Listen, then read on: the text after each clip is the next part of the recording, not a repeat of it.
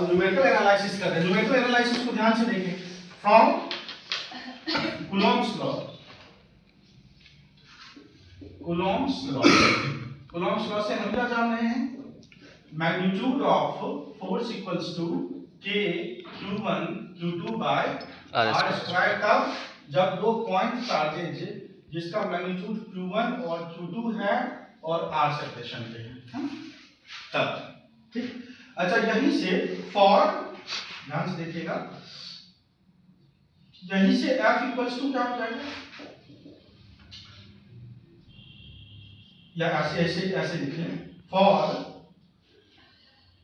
Vacuum और free space और air, k equals to 1 bye 4 pi epsilon naught. बात समझिए, ठीक या नहीं?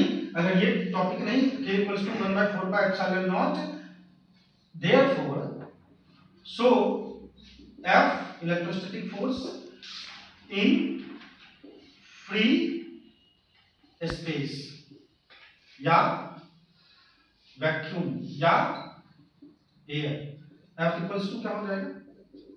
1 bye 4 pi epsilon naught into q1 q2 by r square. बात समझ गए? बात समझे? मान लो कि मैं ये बात नहीं लिखता, क्या यहाँ पे ये मेंशन नहीं करता, तो मैं फिर F को क्या लिखता? F की value equals to 1 bye 4 pi epsilon into q1 q2 by r square. इस सिंबल को क्या बोलते हैं? एप्सिलॉन। ठीक, इस सिंबल को क्या बोलते हैं? एप्सिलॉन। ये एप्सिलॉन क्या है? एप्सिलॉन किसको डिनोट करता है? एप्सिलॉन डिनोट करता है किसको? इलेक्ट्रोस्टैटिक परमिटिविटी, जिसके ऊपर हमने कल चर्चा की, इलेक्ट्रोस्टैटिक परमिटिविटी। बात समझे? इन केस ऑफ वैक्यूम या फ्री स्पेस या एयर, एप्सिलॉन को इंडिकेट करते हैं किससे? एप्सिलॉन नॉट से, और इसको करते हैं क्या? Epsilon not. मतलब जहां कुछ नहीं है, लॉजिक समझ रहे हैं?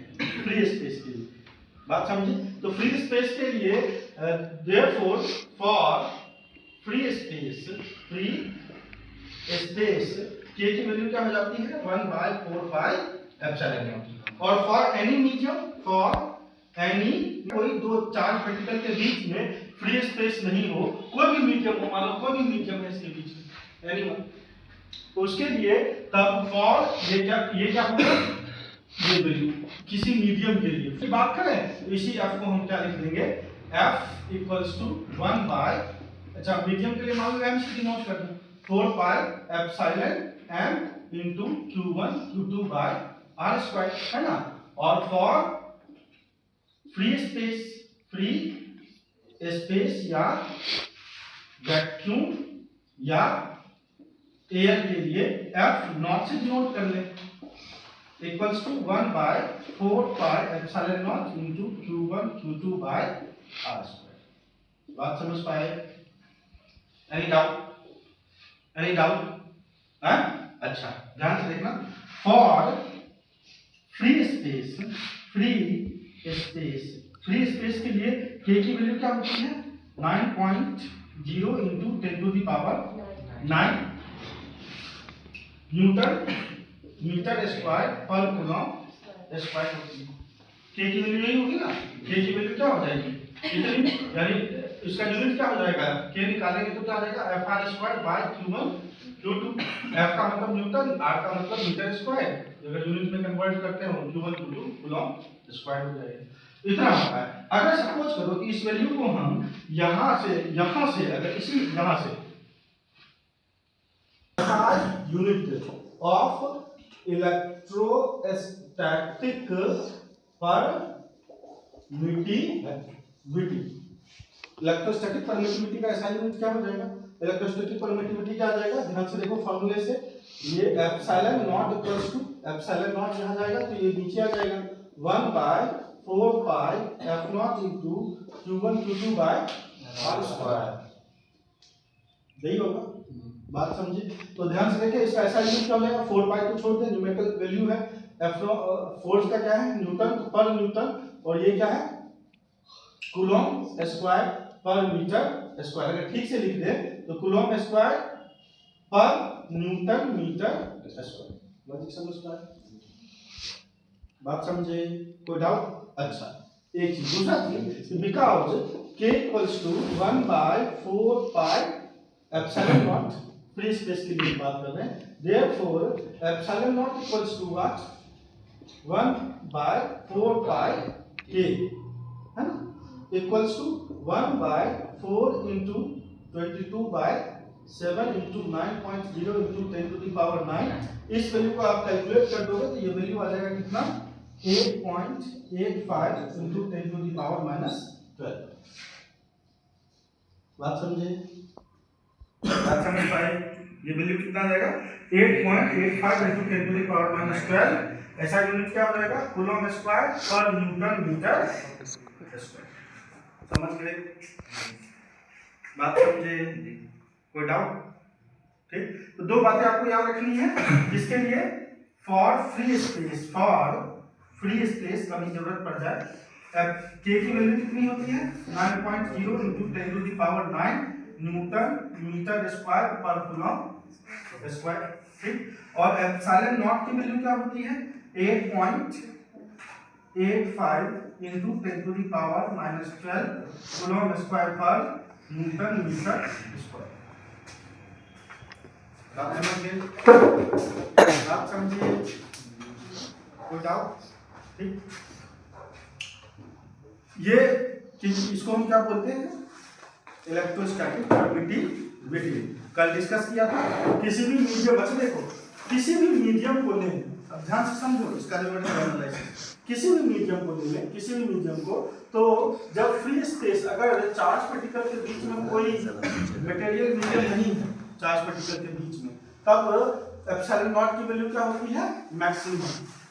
फ्री स्पेस के लिए, फ्री स्पेस के लिए ध्यान से देखना, एप्सिलॉन नॉट की वैल्यू, के की फोर्स की वैल्यू का क्या है, मैक्सिमम, एप्सिलॉन नॉट की क्या होगी, मिनिमम।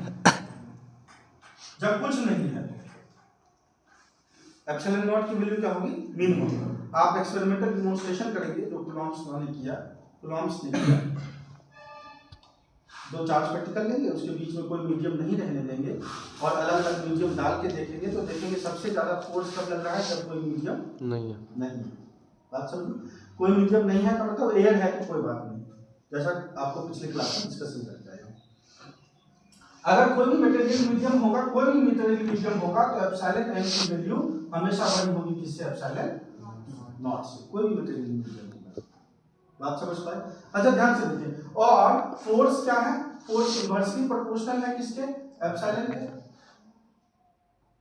फोर्स इनवर्सली प्रोपोर्शनल है ना। अगर फोर्स इनवर्सली प्रोपोर्शनल है तो इसका मतलब क्या है, इसका मतलब ये आया कि कभी भी अगर मटेरियल मीडियम ले लें तो फोर्स जो होगा वो हमेशा क्या होगा, छोटा होगा किससे, जब फ्री स्पेस में फोर्स लगेगा। बात समझे? बात समझ में आया? ध्यान से देखें, एप्सिलॉन नॉट फॉर्मूला क्या है, फॉर्मूला है F equals to 1 bye 4 by epsilon into Q1 Q2 by R square, है ना। यानी कि फोर्स किसके इनवर्सली प्रोपोर्शनल है, एप्सिलॉन के। एप्सिलॉन यदि बड़ा होगा तो फोर्स क्या होगा, छोटा होगा। एप्सिलॉन सबसे छोटा कब होता है, जब कोई मीडियम नहीं रहता है, यानी कि किसी मीडियम का एप्सिलॉन इलेक्ट्रोस्टैटिक परमिटिविटी हमेशा फ्री स्पेस के इलेक्ट्रोस्टैटिक परमिटिविटी से ज्यादा होती है। यानी कि मीडियम में के, अगर किसी मीडियम के में कोई चार्ज पार्टिकल रखा हुआ है तो उसके बीच में लगने वाला इलेक्ट्रोस्टैटिक फोर्स हमेशा फ्री स्पेस में रखे हुए दो चार्ज पार्टिकल, उसी सिस्टम ऑफ चार्ज पार्टिकल के बीच लगने वाले इलेक्ट्रोस्टैटिक फोर्स से हमेशा कम होता है। बात समझ लो? कोई डाउट? क्यों? कारण है कि जो रिलेशन है फोर्स ओवर इलेक्ट्रोस्टैटिक परमिटिविटी में, वो क्या है, इनवर्सली प्रोपोर्शनल होता है। बात समझ में आ गई? कोई डाउट? कोई डाउट? B focus. है ना। रिलेटिव कब आता है, रिलेटिव कोई भी टर्म रिलेटिव तब आता है जब अलग अलग मीडियम, बातें अलग अलग हो और सबके लिए अलग अलग याद रखनी पड़े, और जो डाटा याद रखना है वो कॉम्प्लेक्स है। बात समझ पाए, बात समझे, जो डाटा याद रखना है वो क्या है, कॉम्प्लेक्स है। तो हम रिलेशन में ले लेते हैं रिलेटिव, जैसे तो रिलेटिव हम इलेक्ट्रोस्टैटिक परमिटिविटी को, तो रिलेटिव इलेक्ट्रोस्टैटिक परमिटिविटी का मतलब क्या है, the electrostatic permittivity of any medium with respect to the electrostatic permittivity of free space या वैक्यूम या air is called electrostatic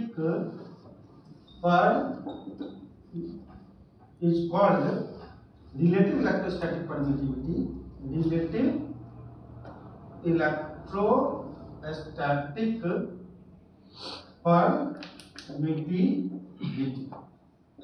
numerically हमने क्या लिखा, रिलेटिव एप्सिलॉन आर का मतलब रिलेटिव इलेक्ट्रोस्टैटिक परमिटिविटी, दिख रहेगा दिखता नहीं, एप्सिलॉन आर का मतलब क्या, relative electrostatic permittivity. Relative electrostatic permittivity का मतलब क्या, कि किसी भी मीडियम की permittivity, electrostatic permittivity with respect to electrostatic permittivity of free space. यानी जो हमने ये लिखा इसका मैथमेटिकल रिप्रेजेंटेशन करें तो EM बाय ER। बात समझ पाए, बात समझे, सॉरी गलत ई नॉट होगा, बात समझे, एप्सिलॉन नॉट, एप्सिलॉन आर किसको इंडिकेट कर रहा है, रिलेटिव इलेक्ट्रोस्टैटिक परमिटिविटी। EM किसको रिप्रेजेंट कर रहा है, इलेक्ट्रोस्टैटिक परमिटिविटी ऑफ मीडियम, जिस मीडियम की बात कर रहे हैं, और E not electrostatic permittivity of. Relative electrostatic permittivity क्या कह रहा है कि फ्री स्पेस में, जो ध्यान से समझो, कि अगर एक सिस्टम ऑफ चार्ज पार्टिकल ले लें पर्टिकुलर डिस्टेंस पे, चार्ज का मैग्नीट्यूड भी फिक्स है, तो लगने वाला फोर्स अगर इसकी वैल्यू क्या आ जाए, सपोज करो कि ये इसकी वैल्यू आ जाए हाफ, इसका मतलब क्या, इलेक्ट्रोस्टैटिक परमिटिविटी मीडियम इसकी वैल्यू 2 आ जाए, हाफ में 2 आ जाए। क्यों 2 आ जाए, क्योंकि मीडियम की हमेशा क्या होगी, इससे ज्यादा होगी, अभी बताते हैं, इसलिए हाफ लेना गलत होगा, न्यूमेरिकल 2 आ जाए। इसका मतलब क्या है, इसका मतलब ये है कि जो मीडियम हम चूज कर रहे हैं उसका इलेक्ट्रोस्टैटिक परमिटिविटी फ्री स्पेस के इलेक्ट्रोस्टैटिक परमिटिविटी से 2 गुना ज्यादा है। और जब हम पढ़ के आ रहे अगर ये ज्यादा होगा तो ये कम हो जाएगा, इलेक्ट्रोस्टैटिक परमिटिविटी ज्यादा होगी तो फोर्स कम हो जाएगा। यानी बात स्पष्ट है कि उस मीडियम में लगने वाला जो इलेक्ट्रोस्टैटिक फोर्स है वो कम हो जाएगा, बेशक सिस्टम ऑफ चार्जेज वही है। बात समझ गए कि दो चार्ज पार्टिकल एक पर्टिकुलर सेपरेशन पे है, उसके बीच में लगने वाला एक पर्टिकुलर फोर्स है फ्री स्पेस में या एयर में बोल दे, और उसी को उठा के आपने केरोसिन ऑयल में डाल दिया तो देखोगे कि लगने वाला फोर्स क्या हो गया, कम हो गया। जैसे आप सपोज करो, ये सब कहना चाह रहा हूँ कि मान लो एक स्ट्रिंग है, उससे एक स्फेरिकल बॉल लटका हुआ है, बात समझ पा रहे, यहीं से यहाँ से दो स्फेरिकल बॉल में ऐसे बना देता हूँ, इसको इस पॉइंट से स्ट्रिंग से बांध देता हूँ, बात समझ पा, बात समझे। अगर इसको कुछ चार्ज भी दे दें, अब मैं न्यूमेरिकली आपको बता रहा हूँ क्योंकि क्वेश्चन इस तरह से बनते हैं, अगर इसको हम कुछ चार्ज दे दें, दोनों को सेम चार्ज दे दें, तो दोनों क्या करेगा, एक दूसरे को रिपेल करेगा ना। अगर सेम चार्ज दे दें तो दोनों क्या करेगा, रिपेल करेगा, लाइन ऑफ एक्शन इसका फोर्स इधर लगेगा, बात समझ पा रहे हैं, बात समझे। इतना रिपेल किया हुआ है कहाँ पे, एयर में, ये सिस्टम कहाँ पे है, एयर में, बात समझे।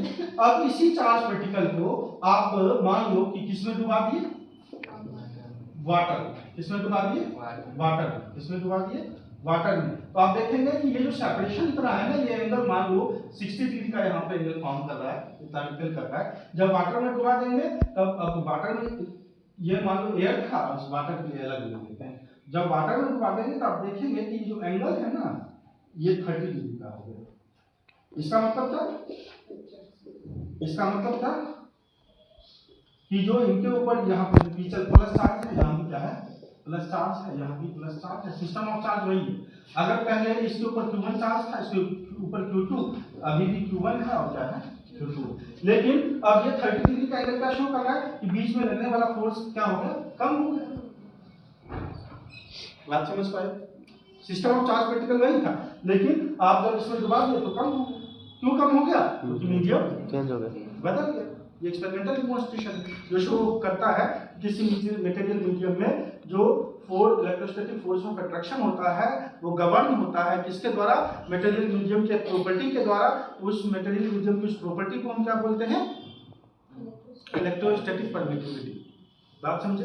यानी डेफिनेशन यानी क्या, अगर हम अंडरस्टैंड करें इन चीजों को तो हम पाते हैं कि हर एक मीडियम जिसमें चार्ज पार्टिकल रखा हुआ है उसकी अपना एक लक्षण है, अपना एक गुण है, अपनी एक प्रॉपर्टी है जो इस बात को डिटरमाइन करती है कि दो चार्ज पार्टिकल के बीच में लगने वाला फोर्स ऑफ अट्रैक्शन या रिपल्शन या इलेक्ट्रोस्टैटिक फोर्स कितना होगा। वो सिर्फ चार्ज के पार्टिकल के मैग्नीट्यूड और उसके बीच के सेपरेशन पे डिपेंड नहीं करती है। मीडियम की प्रॉपर्टी है, जो फोर्स कितना लगेगा उसके लिए वो प्रॉपर्टी भी रोल प्ले करती है। बात समझ गए? बात समझे? उसी प्रॉपर्टी को क्या बोलते हैं, इलेक्ट्रोस्टैटिक परमिटिविटी बोला जाता है। बात समझ पाए? रिलेटिव इलेक्ट्रोस्टैटिक परमिटिविटी क्यों क्वाइन किया गया? क्योंकि किसी भी मीडियम का बार बार, जैसे कि आप किसका निकाल लो, electrostatic permittivity of free space कितना है, 9.0 × 10⁹ है ना, न्यूटन के कूलॉम स्क्वायर पर न्यूटन मीटर स्क्वायर। बात समझ पा रहे? सॉरी गलत लिख दिया सॉरी बच्चों। ये अगर ये किसका है, फ्री स्पेस का, अगर सबका याद करें तो बड़ा कंफ्यूजन हो जाएगा। तो इसके रिलेशन में हमने बोल दिया कि इससे 2 गुना ज्यादा है, इससे 3 गुना ज्यादा है, इससे 4 गुना ज्यादा, मतलब epsilon m by epsilon not बोल रहे हैं। तो इसका 2 गुना का मतलब क्या, ये जो वैल्यू है इससे डबल है, इससे डबल है तो आप कहें उसको, अगर जब इस फॉर्म में बातें लिखते हैं तो उसको हम क्या बोलते हैं, रिलेटिव। बातों को आसान करने के लिए रिलेटिव। बात समझ पाए? बात समझे? अच्छा, इसी का एक और नाम देते हैं जिसको हम क्या बोलते हैं, डाई इलेक्ट्रिक कांस्टेंट। क्या बोलते हैं, dielectric constant. Relative electrical permittivity को ही क्या कहा जाता है, डाई इलेक्ट्रिक कांस्टेंट कहा जाता है। बात समझ पाए? कब कहा जाता है, स्पेशली जब फोर्स के टर्म में उसको लिखा जाए। किस टर्म में लिखा जाए, फोर्स के टर्म में लिखा जाए। बात समझ पाए? बात समझे? किस टर्म में, फोर्स के टर्म में। चाहे तो अभी हम फोर्स डेराइव कर लेंगे, इससे पहले टेक्निकली थोड़ा सा ये समझ लो कि आखिर ऐसा हो क्यों रहा है। क्योंकि आने वाले टाइम में अगले एक्सरसाइज, अगले लेसन में या उससे अगले लेसन में हम इस बात को पढ़ेंगे कि भैया डाइलेक्ट्रिक कांस्टेंट है क्या। जब कैपेसिटेंस वगैरह डिजाइन करते हैं इसी यूनिट में तो हमें डाइलेक्ट्रिक कांस्टेंट पढ़ना पड़ता है। तो थोड़ी सी बात समझ लो कि मटेरियल मीडियम आने से हो क्या रहा है, क्यों ऐसा हो रहा है। बात समझ पाए? एक चार्ज पार्टिकल आपका यहाँ है और एक चार्ज पार्टिकल यहाँ, इसके ऊपर चार्ज Q1 है, इसके ऊपर चार्ज Q2 है, इसके बीच का सेपरेशन क्या है, R मान लो। समझ गए? जब फ्री स्पेस था, इन फ्री स्पेस तब F0 कितना था, 1/4 pi epsilon naught into Q1 Q2 by R² था। बात समझो? ठीक। अच्छा, अब आपने इसके बीच में कोई मीडियम रख दिया है, कोई मीडियम रख दिया। मान लो ये मीडियम क्या है, ये मीडियम सपोज कर लो वाटर है, सपोज कर लो। बात समझे? अगर वाटर है तो होगा क्या, वाटर है तो वाटर के मॉलिक्यूल होंगे ना। अच्छा, वाटर नहीं ले लेते, एक चीज लेते, एक एसिड ले लेते, HCl, तो आपको समझने में सुविधा हो जाएगी। आपको समझने, क्योंकि वाटर में H2O है तो 3 मॉलिक्यूल दिखाना पड़ेगा। मेरे कहने का मतलब वाटर अगर लेते हैं तो ऑक्सीजन इसके साथ जुड़ा हुआ है हाइड्रोजन, और हाइड्रोजन के साथ बेशक ये कोवैलेंट बॉन्ड बनाता है, लेकिन हाइड्रोजन के ऊपर पार्शियल पॉजिटिव चार्ज है और ऑक्सीजन के ऊपर पार्शियल नेगेटिव चार्ज है। बात समझ पा रहे? बात समझे? ठीक। उसी तरह HCl के केस में इस बात को समझना आसान होगा। सिंपल मॉलिक्यूल दिखा सकते हैं। हाइड्रोजन के ऊपर पार्शियल पॉजिटिव चार्ज है और ऑक्सीजन क्लोरीन के ऊपर पार्शियल नेगेटिव चार्ज है। बात समझ पा रहे? बात समझे? अब होगा क्या, जरा इमेजिनेशन करें कि इस यहाँ पे अगर कोई मीडियम है, ध्यान से देखना, अगर कोई मीडियम है तो वो उस मीडियम में जो मौजूद मॉलिक्यूल है वो इस चार्ज से क्या होंगे, इन्फ्लुएंस्ड होंगे, वो इस चार्ज से इन्फ्लुएंस्ड होंगे। अगर यहाँ पे सपोज करो, यहाँ ऐसे ही दिखा देता हूँ, ये HCl के मॉलिक्यूल है, मान लीजिए HCl के मॉलिक्यूल है, तो एक मॉलिक्यूल में यहाँ इस मॉलिक्यूल में क्या है, H प्लस और Cl माइनस का, ऐसे ही पार्शियल नहीं दिखा, कैसे ही प्लस माइनस दिखा दो। बात समझे? ठीक। अच्छा अब सोचो यहाँ अगर पॉजिटिव चार्ज आ गया तो ये करेगा क्या, निगेटिव इस मॉलिक्यूल में जो निगेटिव पार्टिकल है उसको अपनी तरफ अट्रैक्ट करेगा ना। ठीक। उसी तरह से अगर यहाँ भी देख लें, यहाँ भी HCl है तो यहाँ भी क्या है, H प्लस Cl माइनस। अगर यहाँ भी पॉजिटिव चार्ज आ गया तो यहाँ जो मौजूद निगेटिव पार्टिकल है वो अपनी तरफ अट्रैक्ट करेगा ना। बात समझ पा रहे? ठीक। जिसकी वजह से इसके बीच में जरा गौर से देखना कि ऐसा बिहेव करेगा कि कुछ निगेटिव पार्टिकल का कंसंट्रेशन इधर बढ़ जाएगा, कुछ निगेटिव पार्टिकल का कंसंट्रेशन इधर बढ़ जाएगा। बात समझ पा रहे? बात समझे? और कुछ पॉजिटिव पार्टिकल का कंसंट्रेशन इधर आ जाएगा और इससे जो रिपेल होगा पॉजिटिव पार्टिकल का कंसंट्रेशन इधर आ जाएगा। समझ पा रहे? बात समझे? अब होगा क्या कि इलेक्ट्रोस्टैटिक फील्ड जो इसके बीच में सेटअप होता है, थोड़ा बहुत पढ़ के आए हैं, इलेक्ट्रोस्टैटिक फील्ड का डायरेक्शन क्या होता है, from positive charge to negative charge. ये तो पढ़ के आ रहे हैं ना, इस तरह से थोड़ा बहुत तो देखते पड़ा। तो जो फील्ड इनके बीच में सेटअप होगा, देखो ये पॉजिटिव, ये दोनों पार्टिकल क्या कर रहे हैं, एक दूसरे को रिपेल कर रहे हैं, तो ये इसके ऊपर जो फोर्स लगा रहा है, एक फील्ड यहाँ भी सेटअप हो गया, जो पॉजिटिव फील्ड यहाँ से इधर की तरफ है और यहाँ से इधर की तरफ है। तो जो फील्ड ये सेटअप होता है इन दोनों चार्ज पार्टिकल के बीच में, उसका ये क्या कर रहा है, अपोज कर रहा है। बात समझ पा रहे? बात समझे? तो पहले जितना फोर्स लग रहा था अब उससे क्या होगा, कम फोर्स लगेगा, क्योंकि अपोजिशन हो रहा होगा। बात समझे? एक बहुत बड़ी गलती हम करते हैं पढ़ाते समय कि बच्चे को कहते हैं इलेक्ट्रोस्टैटिक परमिटिविटी। बच्चे सोचते हैं इलेक्ट्रोस्टैटिक परमिटिविटी जो है वो फोर्स को डिटरमाइन करे, फोर्स को बढ़ाए। बात समझ पा रहे? या वास्तव में इलेक्ट्रोस्टैटिक परमिटिविटी नाम से तो पता चलता है कि फोर्स लगने का परमिशन दे रही है, नहीं, लेकिन ये नहीं है। वास्तव में इलेक्ट्रोस्टैटिक परमिटिविटी है क्या, मीडियम का ऐसा गुण है जो मीडियम को परमिट दे रही है, उसको अलाउ कर रही है कि वो फोर्स का कितना अपोजिशन करे। बात समझ पाए? अगर अलग अलग मीडियम है तो उसका अलग अलग मॉलिक्यूलर कंपोजिशन है, अलग अलग मॉलिक्यूलर कंपोजिशन है तो अलग अलग तरह से पोलराइज्ड होने की होता है वो, और अलग अलग तरह से पोलराइज्ड होता है तो जो उसके अंदर फोर्स को अपोज करने की टेंडेंसी होती है, उसके अंदर का जो इलेक्ट्रोस्टैटिक फील्ड सेटअप होता है वो अलग अलग मीडियम के लिए अलग अलग होता है, जिसकी वजह से सेम सिस्टम ऑफ चार्ज रहे लेकिन मीडियम बदल जाए तो उनके बीच में लगने वाला फोर्स बदल जाएगा। अब बात समझ गए? बात समझे कि हो क्या रहा है, मीडियम लेने से हो क्या रहा है, कि ऐसा आ क्यों रहा है, कुछ ना कुछ समझ में आ गई? कोई डाउट? तो मीडियम की ऐसी प्रॉपर्टी जो दो चार्ज पार्टिकल के बीच में लगने वाले फोर्स का अपोजिश करती है, वो है इलेक्ट्रोस्टैटिक परमिटिविटी। उसको हमेशा घटाएगी, कभी भी बढ़ाएगी नहीं।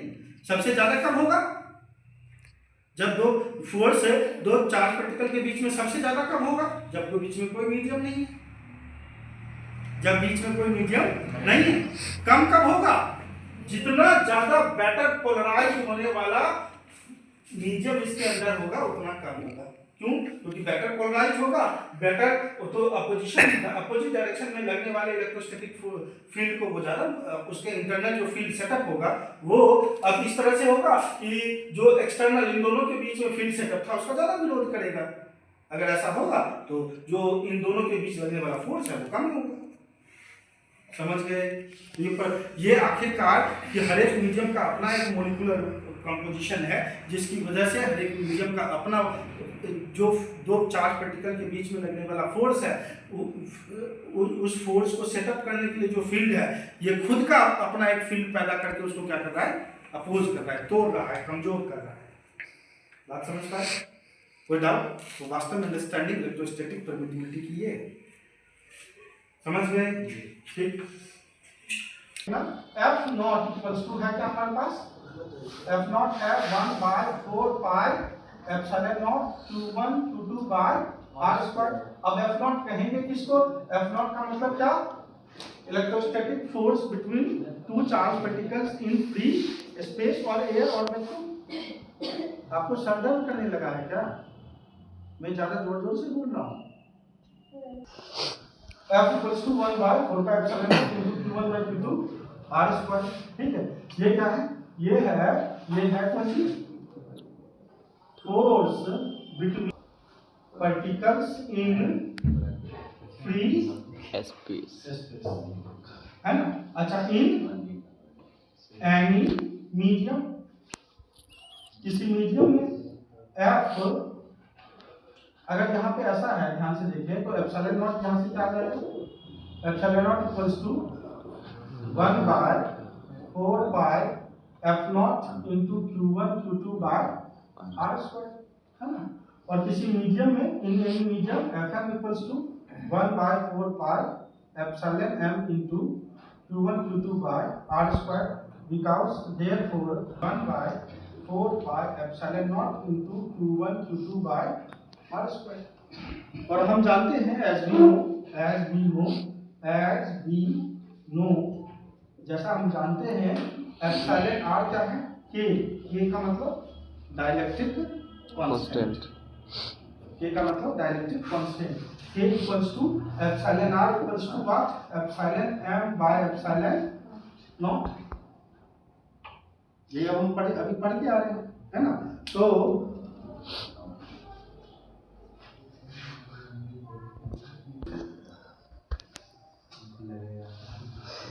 नहीं तो ये सब इतनी बुरी आदत है आप लोगों की। क्लास 5 वाला हाल बनाया कुछ ना कुछ बोल बर्दा कोई बोले और हम चुप रह जाए, हमारे समझदारी पता लग गया है।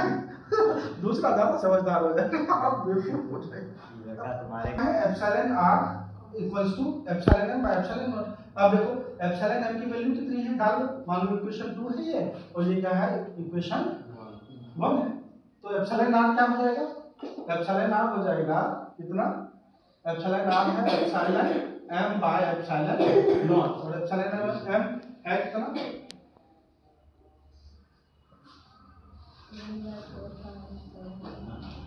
क्या है?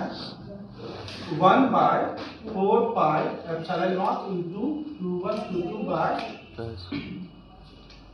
r square 1/4 pi epsilon naught into q1 q2 by r square. इससे ये कैंसिल, 4 पाई से 4 पाई कैंसिल, तो आ गया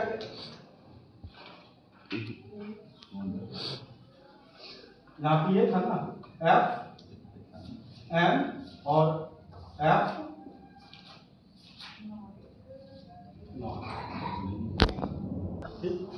तो यहाँ से बचा क्या? और epsilon r equals to epsilon m by epsilon naught equals to, ध्यान से देखिए f नॉट ऊपर चला जाएगा, f नीचे आ जाएगा, f naught by f m। समझ गए? बात समझे? बात समझे? अगर हम फोर्स के टर्म में बोले तो relative electricity in terms of force, it is the ratio of the force between two charged particles in free space to the force between two charged particles in medium। Just उल्टा, epsilon m by epsilon naught का उल्टा। इसके पीछे वैसे भी understanding है क्योंकि f जो है इनवर्सली प्रोपोर्शनल है किसके? एप्सिलॉन। समझे बात को? बात समझिए, एफ इनवर्सली प्रोपोर्शनल।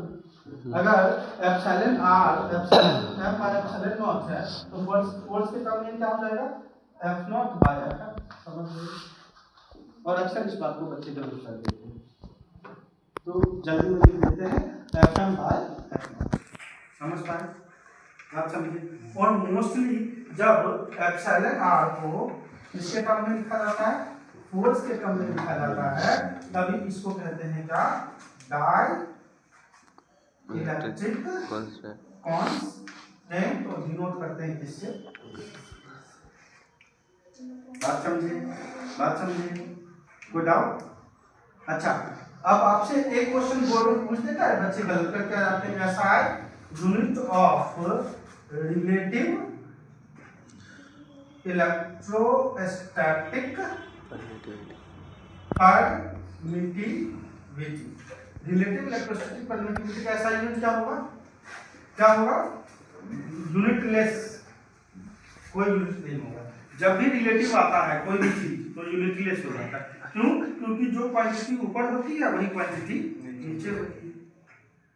यहाँ भी एप्सिलॉन है, यहाँ भी एप्सिलॉन, क्वांटिटी तो दोनों सेम है। अगर जैसे मैं बोलूं कि अगर किसी का इलेक्ट्रोस्टैटिक परमिटिविटी ऑफ, अब ध्यान से देखना, वाटर, जैसे इलेक्ट्रोस्टैटिक परमिटिविटी ऑफ वाटर, रफली ऐसा भी लिख दे, और वो लिख दे 81 और कुछ नहीं लिखे आए। बात समझ पाए? तो आप समझ लेना, आगे कुछ नहीं लिखा हुआ है तो यूनिटलेस है, ये इलेक्ट्रोस्टैटिक परमिटिविटी नहीं लिखा हुआ है, ये रिलेटिव इलेक्ट्रोस्टैटिक परमिटिविटी लिखा हुआ है। बात समझे? बात समझ गए? वैसे भी वाटर की जो इलेक्ट्रोस्टैटिक परमिटिविटी होती है वो क्या होती है, फ्री स्पेस के इलेक्ट्रोस्टैटिक परमिटिविटी से लगभग 81 टाइम्स ज्यादा होती है। बात समझ पाए? यानी क्या कि दो चार्ज पार्टिकल जो फ्री स्पेस एयर में रखे हुए हैं उनके बीच में लगने वाला फोर्स जितना है वो वाटर में जाके उसी सिस्टम ऑफ चार्ज पार्टिकल को रख दे उतने ही डिस्टेंस पे, तो वाटर में उनके बीच में लगने वाला फोर्स जो फ्री स्पेस में लगने वाला फोर्स है उससे 81 टाइम्स कम हो जाएगा। और यही कारण है कि वाटर एक बहुत अच्छा क्लींजिंग एजेंट है, सफाई कर्मी है, बहुत अच्छा। बात समझ पाए? बात समझे? कोई डाउट? तो रिलेटिव इलेक्ट्रोस्टैटिक परमिटिविटी हमेशा दे देगा, तो क्या दे देगा, 2, 4, 6, 10, 12 ऐसे करके, समझे? इसका कोई यूनिट नहीं होगा, यूनिटलेस होता है। समझ में आ गया? कोई डाउट? बस।